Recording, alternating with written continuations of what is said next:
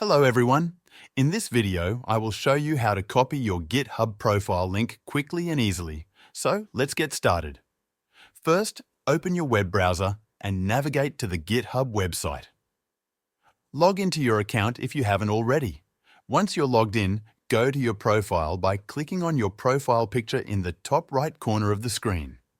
From the drop-down menu, select Your Profile. Now, you'll be taken to your GitHub profile page. At the top of your browser, you'll see the URL in the address bar. This is your GitHub profile link. To copy it, simply click once on the address bar to highlight the entire link. Then, right-click and select Copy from the menu. Alternatively, you can use the keyboard shortcut Ctrl+C if you're on Windows or Command+C if you're on a Mac.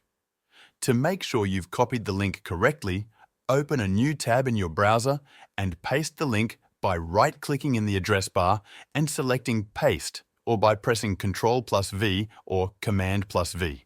Press Enter and it should take you directly to your GitHub profile. And that's how you can easily copy your GitHub profile link.